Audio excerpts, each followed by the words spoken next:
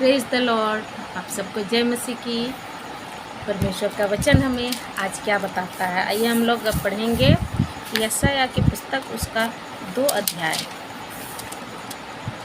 का 3 पद। तब वह हमको अपने मार्ग सिखाएगा और हम उसके पथों पर चलेंगे, क्योंकि यहोवा की व्यवस्था सिय्योन से और उसका वचन यरूशलेम से निकलेगा।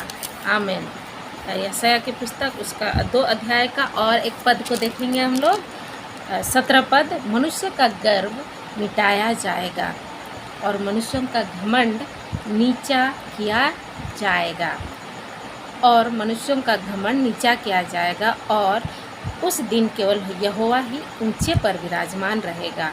मूरतें सब के सब नष्ट हो जाएगी। आमीन।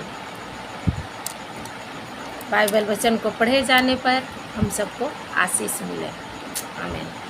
आइए हम लोग आज के वचन के बारे में चर्चा करेंगे, सीखेंगे यहोवा का पिता परमेश्वर का वचन हमें क्या बता रहा है। यहाँ हम लोगों ने 2 पदों को पढ़ा कि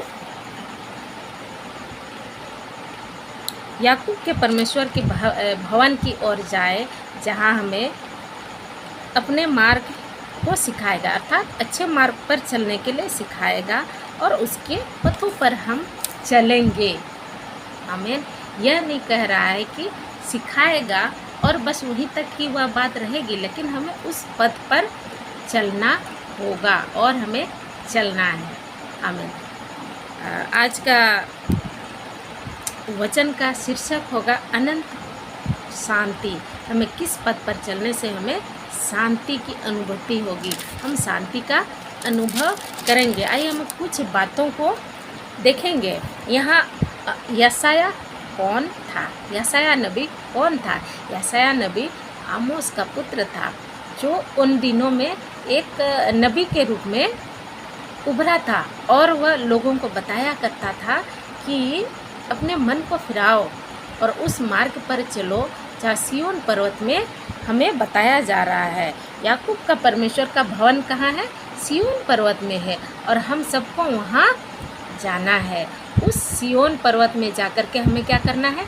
सीखना है। हमें सिखाएगा कि हमें किस पथ पर चलना है। आमीन। वचन हमें यह बता रहा है कि बहुत से देशों के लोग आएंगे और आपस में कहेंगे, आओ हम यहोवा के पर्वत पर चढ़कर याकूब के परमेश्वर के भवन में जाएं। अर्थात जिस प्रकार से इस धरती पर मनुष्य की संख्याएं दिन भर दिन बढ़ती जा रही है, जनसंख्याएं की वृद्धि होती जा रही है, और विभिन्न प्रकार की समस्याएं उत्पन्न हो रही है। यशायाह नबी यहाँ इन वचन में कह रहा है कि उन दिनों में भी उसी प्रकार की जनसंख्या वृद्धि हुई थी, और लोगों ने क्या किया? उन मार्ग पर चलना छोड़ दिया था, परमेश्वर के मार्ग पर चलना छोड़ दिया था। उन्होंने फिलिस्तीनी जो उस समय में मूर्तियों को पूजा करते थे, अपने हाथों से गढ़ी हुई चीज़ों का पूजा करते थे, सोना चांदी को इकट्ठा करके उनसे क्या करते थे? वस्तुओं